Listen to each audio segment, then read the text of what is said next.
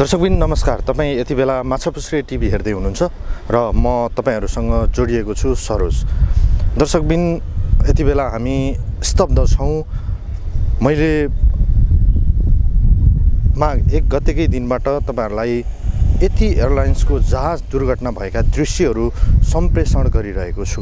दर्शकबिन स्तब्ध छौं, देश नै स्तब्ध छ, सबै हामी स्तब्ध भइरहेको अवस्थामा आज भने म यही अन्तर्राष्ट्रिय विमानस्थल जुन पोखरा अन्तर्राष्ट्रिय विमानस्थल हो, यही अन्तर्राष्ट्रिय विमानस्थलको प्राङ्गणमा आएर यो रिपोर्टिङ गरिरहेको छु।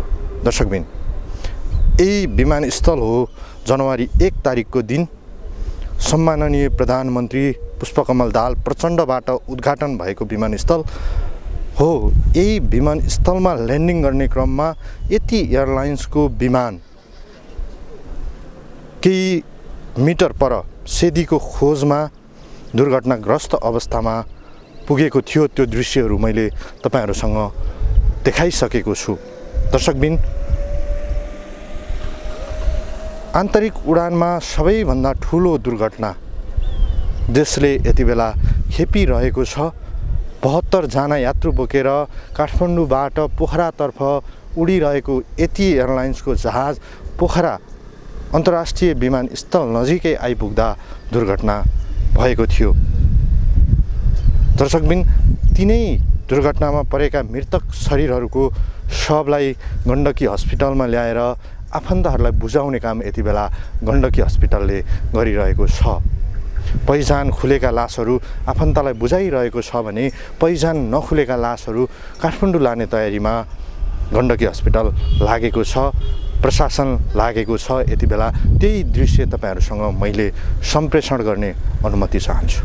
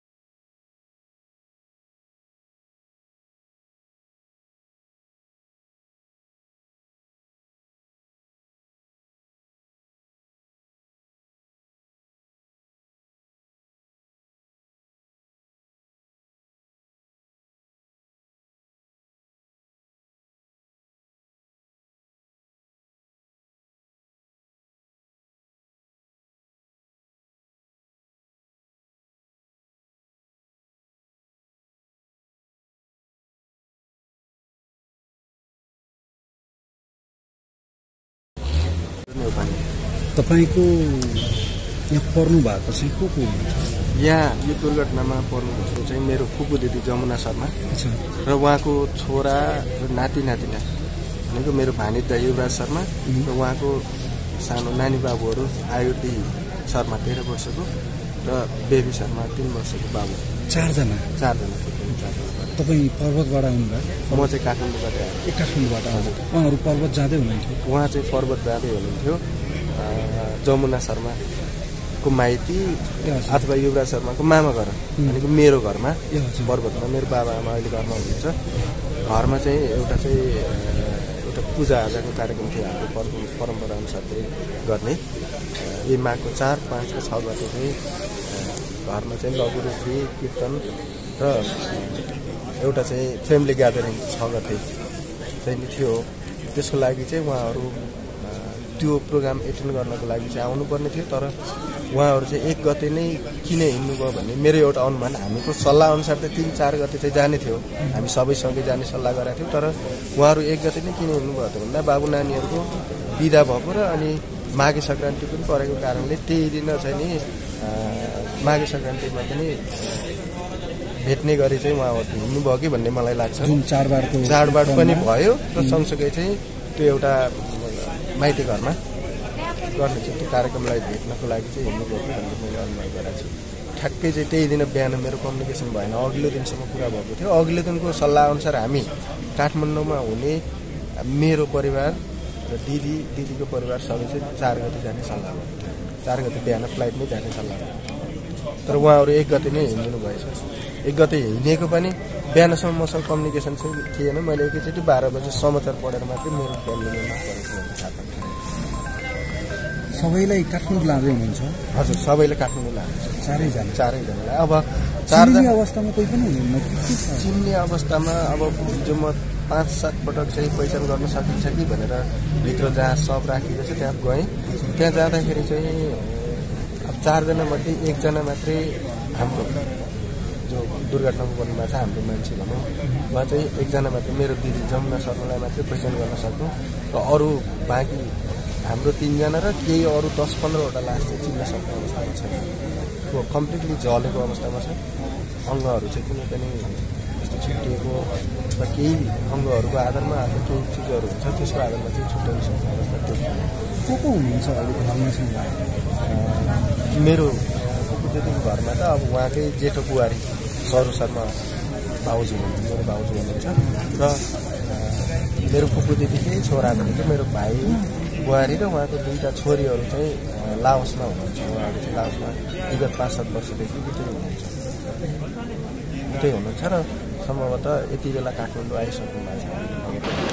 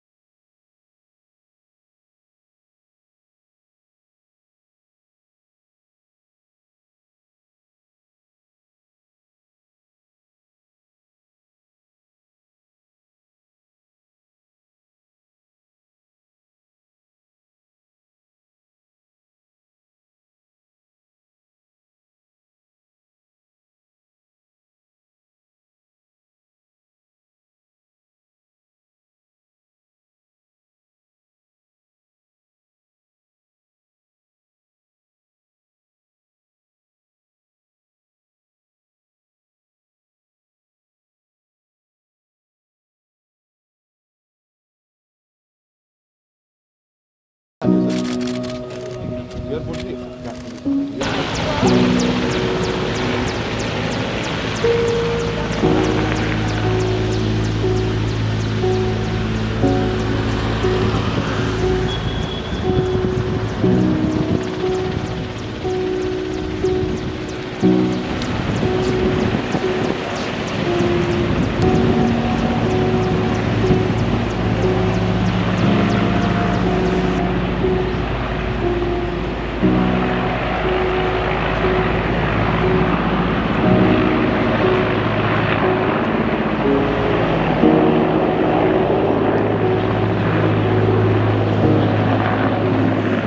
दर्शकबिन मैले तपाईहरुलाई गण्डकी हस्पिटलका यी कारुणिक दृश्यहरू सम्प्रेषण गरिसकेको छु र मैले पोखरा अन्तर्राष्ट्रिय विमानस्थलबाट पहिचान नभएका शवहरू काठमाडौँतर्फ लगेका केही दृश्यहरू पनि तपाईहरु समक्ष देखाइसकेको छु।